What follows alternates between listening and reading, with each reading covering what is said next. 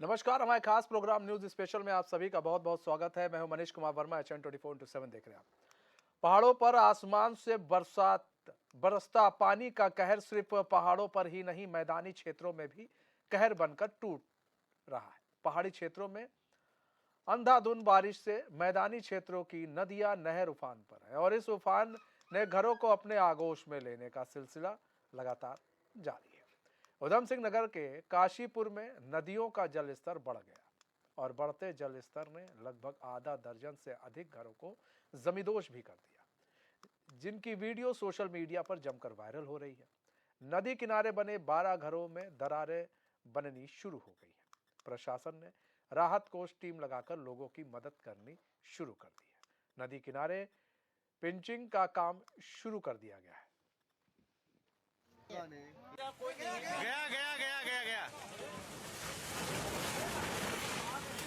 वो कुछ कह ही नहीं रहे। रात उनके सामने बिल्डिंग गिर गई है, बच्चों को भगा दिया है मार मार के, हमारा घर टूट गया। उन्होंने जब भी हमसे कुछ नहीं कहा है, आन के ये नहीं कहा है कि चलो तुम्हारा घर गिर गया है, हम तुम्हें लेके चल रहे हैं, कहीं जगह दे रहे हैं। उन्होंने हमसे कुछ नहीं कहा है।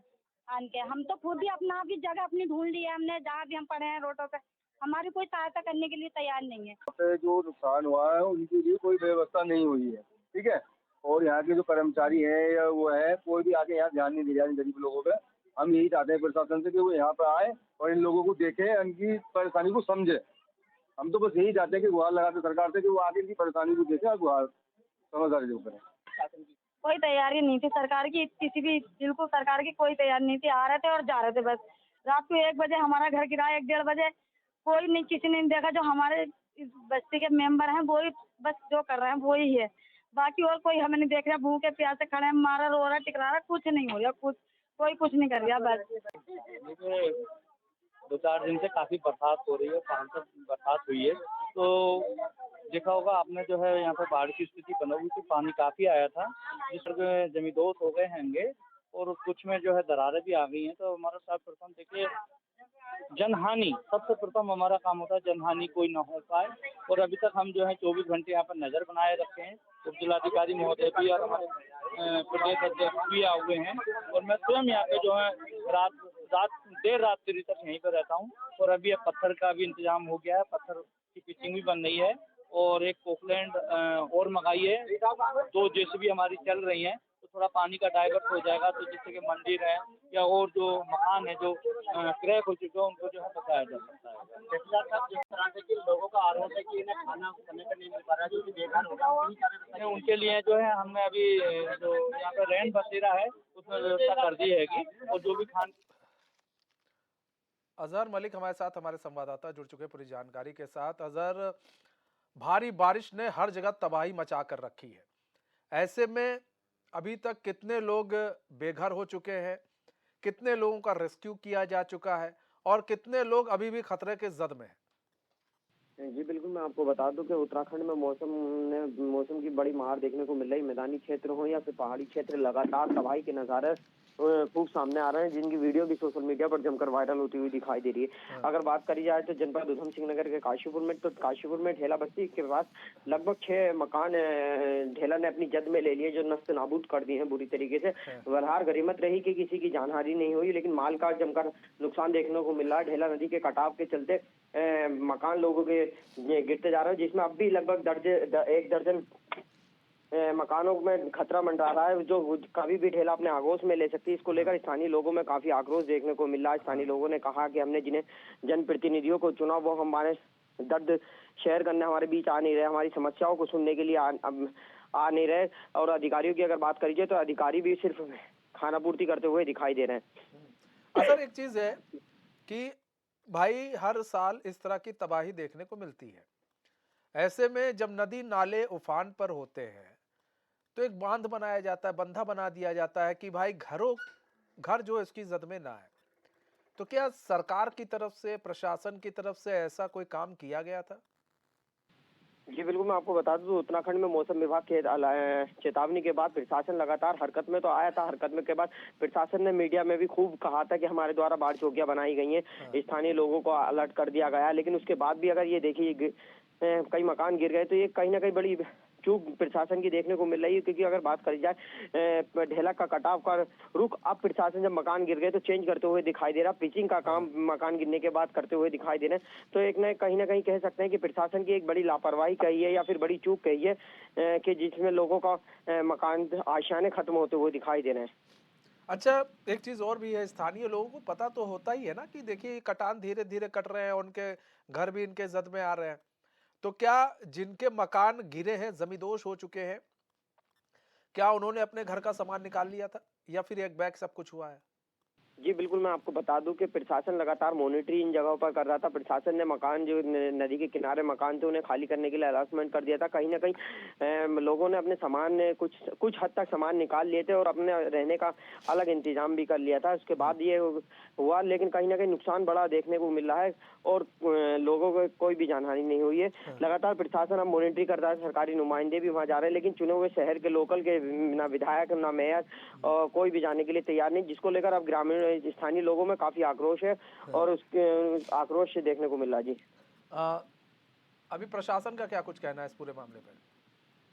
जी बिल्कुल, हमारी बात जब काशीपुर तहसीलदार से हुई थी इस मामले में, उन्होंने कहा कि हाँ ये गरिमत रही कि कोई भी जनहानि नहीं, लगातार हमारी मॉनिटरिंग की जा रही है और लगातार राहत बचाव टीम लगातार अपना वर्क करती दिखाई दे रही है। टीमें हमारे द्वारा लगाई गई हैं, दिन रात काम करेंगी इस पर और कोई भी नुकसान होता है जिसके वजह तत्काल उस पर कार्रवाई की जाएगी। जी नहीं, तत्काल कार्रवाई की जाएगी अजहर, इस पर कोई भी नुकसान होता है ऐसे में तो नुकसान तो बहुत हो गया। अब क्या कार्रवाई की गई है?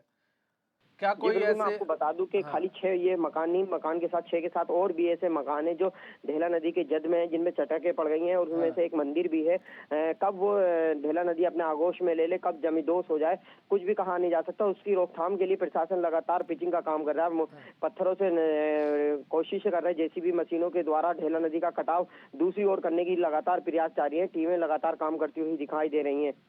अजहर पहले भी तो ये काम किया जा सकता है। जी बिल्कुल, यही प्रशासन की कार्यशैली पर सवाल उठाते हैं कि जो काम अब नुकसान होने के बाद किए जा रहे हैं वो काम काश पहले हो जाते तो शायद कि इनके आशियाने बच जाते, गरीब लोगों के आशियाने डूबने से बच जाते, गिरते नहीं, जमींदोज नहीं होते। तो कहीं ना कहीं प्रशासन की ये चूक रही है, जिसको लेकर अब काफी आक्रोश लोगों के बीच देखने को मिल रहा है। लोग प्रशासन के खिलाफ जमकर बोलते हुए दिखाई दे रहे हैं, जनप्रतिनिधियों के खिलाफ बोलते हुए दिखाई दे रहे हैं कि जो काम आज करवा रहे हैं, आज किया जा रहा है, वो अगर कुछ दिन पहले मौसम विभाग के चेतावनी के बाद कर दिया जाता तो कहीं ना कहीं आज हमारे आशियाने टूटते नहीं। जी आशियाने टूटते नहीं। तो आपने प्रशासन से पूछा नहीं कि भाई तुम आज लेकर आ रहे हो जेसीबी मशीन, पिंचिंग का काम कर रहे हो, ये तो तुम पहले भी कर सकते थे, आपने पहले क्यों नहीं किया ये सब काम? कई लोग जो कई घर जमींदोज हो गए, कई लोग बेघर हो गए, वो तो ना होते। जी बिल्कुल, मैं आपको बता दूं कि प्रशासन इस मामले में पूरा खुलकर बोलने के लिए तैयार नहीं, कहीं ना कहीं बचता हुआ दिखाई दे रहा है। क्योंकि लगातार मौसम विभाग के अनाउंसमेंट के बाद और पहाड़ों की वजह से लगातार बारिश होने की वजह से नदी नालों उफान पर है, मैदानी क्षेत्रों में नदी का जलस्तर लगातार बढ़ता जा रहा है। प्रशासन ने सिर्फ बाढ़ चौकियां बनाकर और उनपे कर्मचारी तैनात कर सिर्फ लोगों को अलर्ट करने का काम किया है। कहीं ना कहीं प्रशासन की एक बहुत बड़ी चूक कही है कि कहीं ना कहीं प्रशासन को अगर ये व्यवस्थाएं पहले कर लेनी चाहिए थी तो कहीं ना कहीं आशियाने नहीं डूबते, लोगों को नुकसान नहीं होता, लोगों की आंखों से आंसू नहीं आते, लोग बेघर नहीं होते। ये बड़ी एक चूक है, कहीं ना कहीं इस पर भी धामी सरकार को या फिर कहे इस पर जांच की कमेटी बिठाकर कार्रवाई करनी चाहिए। अजहर बने रहिए हमारे साथ एक ग्रामीण भी जुड़ चुके हैं, रईसा है, ग्रामीण है। रईसा जी, स्वागत है एचएन में आपका। रईसा जी, आशियाने लोगों के जमींदोज हो रहे हैं, पानी का बहाव और वो काफी बढ़ता जा रहा है, ऐसे में प्रशासन की तरफ से आप लोगों के लिए क्या मदद मुहैया कराई जा रही है?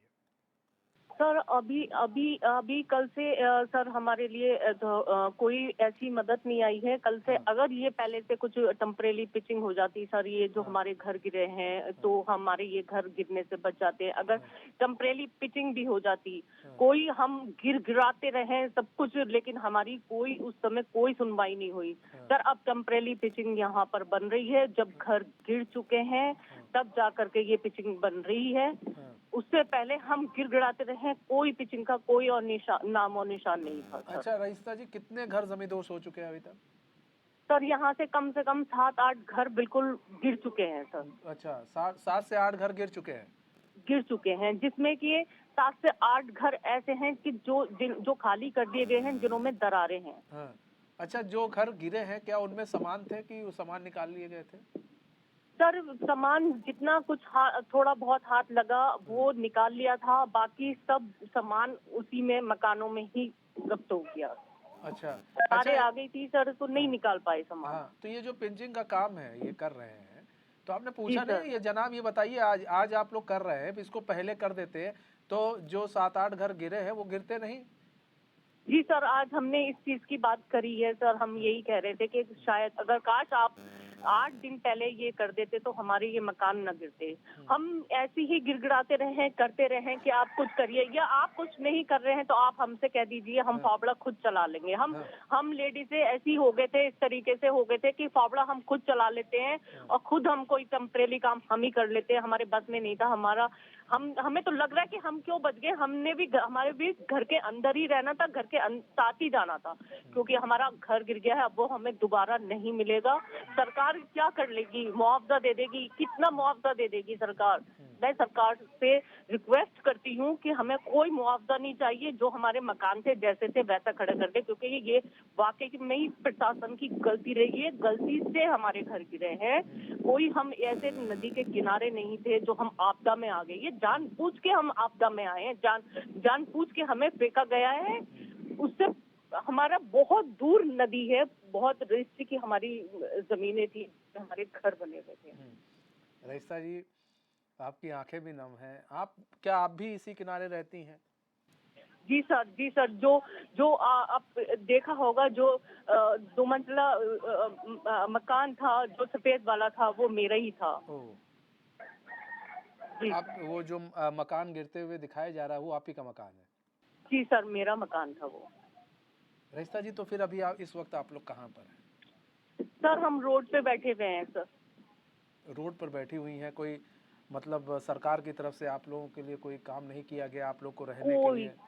कोई नहीं। बस हमें जो कुछ खाने पीने को मिल रहा है वो हमारे एरिया के जो मेंबर हैं वो हमें कर रहे हैं। बाकी हमारे लिए कोई कुछ नहीं, किसी तरीके की कोई वो नहीं। कोई पूछने के लिए ये नहीं आ रहा है कि आप कहाँ रह रहे हो, कहाँ नहीं रह रहे हो। उन्हीं के उससे हमें एक हॉल रूम दे दिया, जिसमें जो थोड़ा बहुत हम सामान निकाल पाए वो सामान हमने वहां पे रख दिया, जो थोड़ा बहुत निकाल पाए।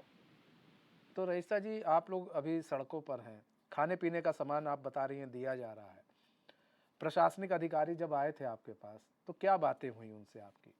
जी सर, वो कह रहे थे कि करेंगे और हम देख रहे थे कि हम कह रहे कि जो करना है वो आप मतलब टाइम से करा दीजिए। टेम्परेरी पिचिंग की हमने डिमांड करी थी। सर अगर टेम्परेरी वाकई में पिचिंग हो जाती तो कोई इतना बड़ा हमारा ये था नहीं इशू कि बहुत बड़ी नहर या नदी थी ये कि इस तरीके से, लेकिन वो पूरे 8 से 10 दिन ऐसे निकाल दिए जो हमारे मकान ही बिछड़े। हाँ, तो रईसा जी, एक चीज़ और हम जानना चाहेंगे कि आपने कब से इनसे अधिकारियों से कहा था टेम्परेरी पिचिंग के लिए? सर टेम्परेरी पिचिंग के लिए कम से कम हम 10 से 12 दिन हमें पूरे आज से नहीं 10 से 12 दिन, यानी कि अगर आज को दिन में लगाऊं तो कम से कम आप ये मान के चलिए कि 15 से 18 दिन तक का इस बात को कहा जा रहा था कि 3 दिन तो इस हादसे को हो गए हैं, लेकिन उससे पहले से कम 10-12 दिन पहले मतलब ये कहा जा रहा था कि वहाँ टेम्परेरी पिचिंग करा दीजिए। और अगर नहीं आपको टेम्परेरी पिचिंग करानी है तो हमसे बता दीजिए, क्योंकि हम कुछ ना कुछ तो करते। ठीक है रईसा जी, बहुत बहुत धन्यवाद हमारे साथ जुड़ने के लिए और अपना बहुमूल्य समय देने के लिए।